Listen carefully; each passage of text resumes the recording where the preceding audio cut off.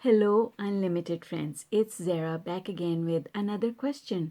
This time, the question is from Elena, and I'm going to read it out to you. How to talk to a grown up child. How to react when a child is rude and says not to tell her how to act because she doesn't need anybody's advice. I just want to help her. Oh my God, Elena, we all want so many things, so many good things for our children, don't we?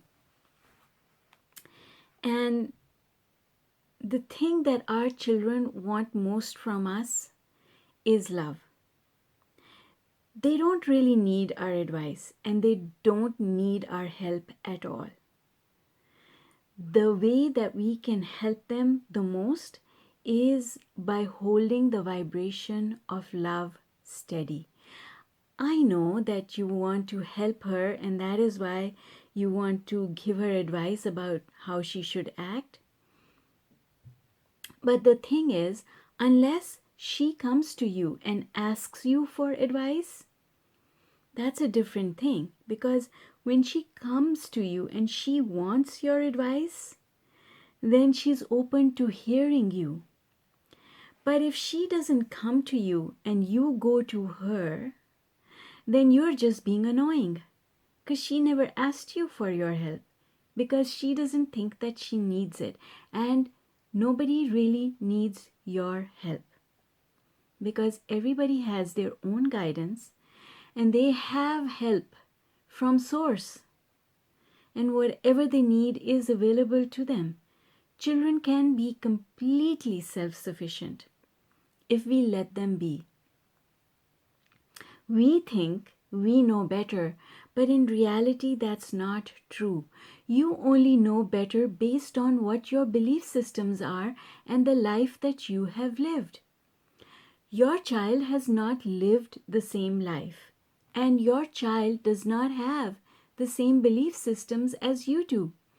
Therefore, if you tell your child, don't do this, if you do this, this will happen, it doesn't have to be true for them.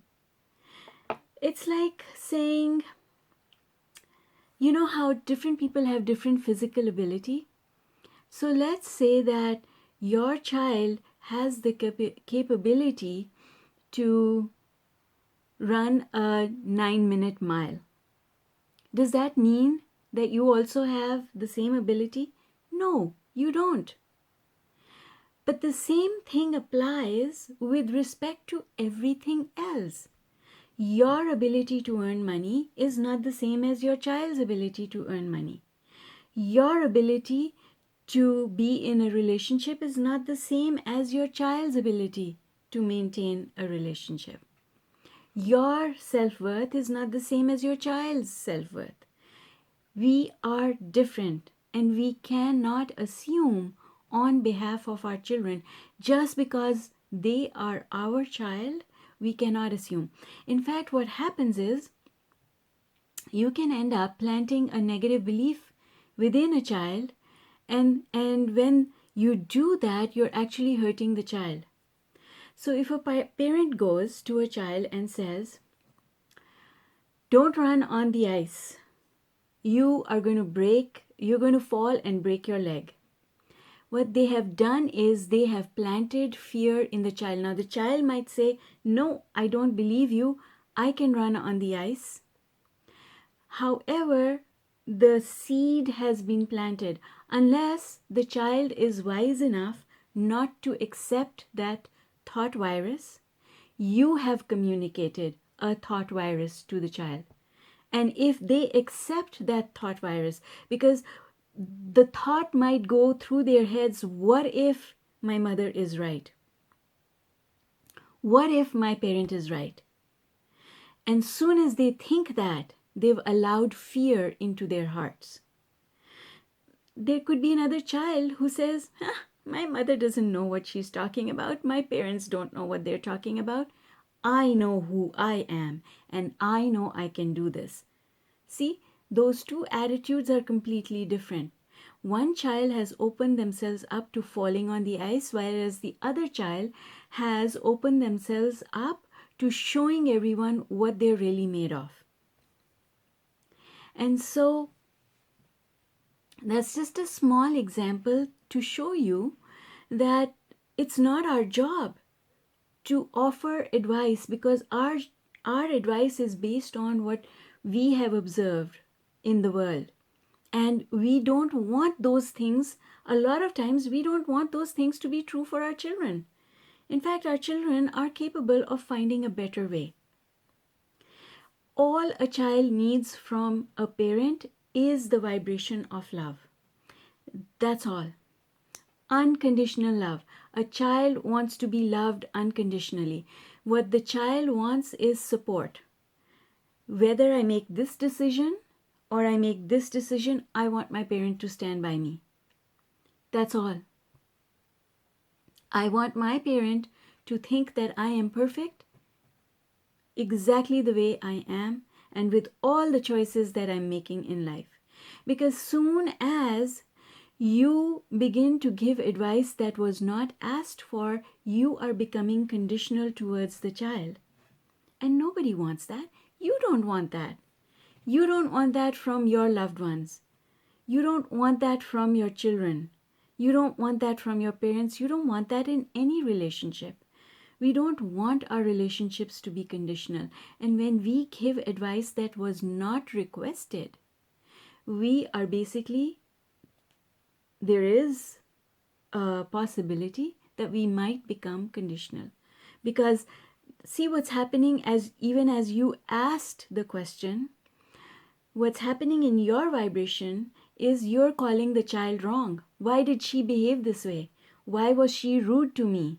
She did not need to be rude to me. So what you've done is now your vibration has gone down the emotional scale.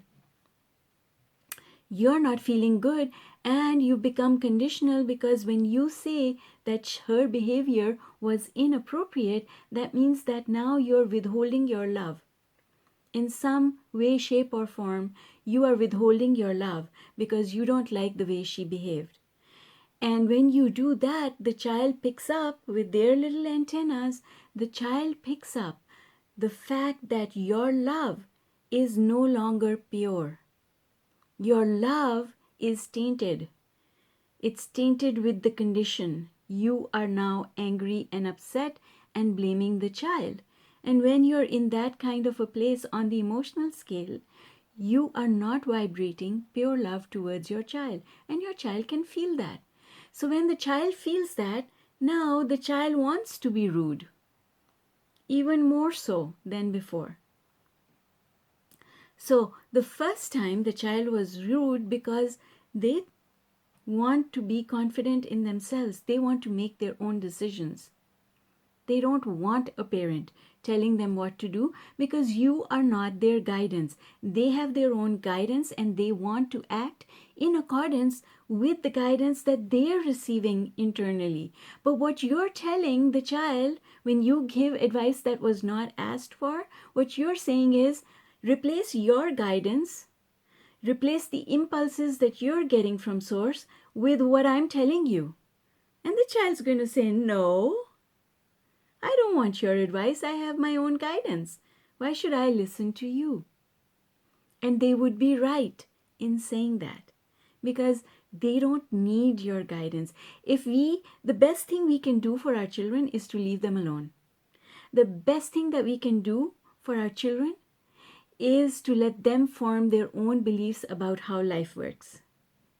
And that's because a child is going to look at you and say, well, I don't see you as being a happy person who has achieved everything that you want in life. So who are you? On what basis are you giving me advice? See? A child will take your advice if you show them how happy you are, how satisfied you are, everything's working out for you. You've done it.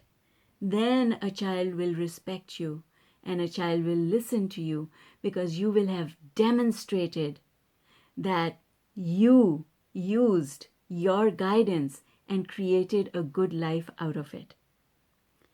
But if you have demonstrated to the child that you've made tons of mistakes and your life is in a shamble, not, Alina, I'm not in any way, shape, or form saying that that is you. What I'm just giving an example to say that your child always sees your life and says, I don't want advice from you. I think I can do a better job than you did with your life. See, the thing that happens with parents is they give advice based on the mistakes they made.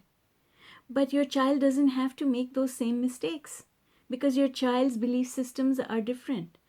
So if you don't plant that seed of fear or distrust or whatever it is, if you don't plant that seed, your child is better off.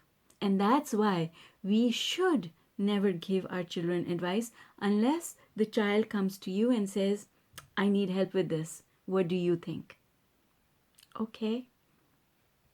So all you need to do now, whatever has happened. It's okay.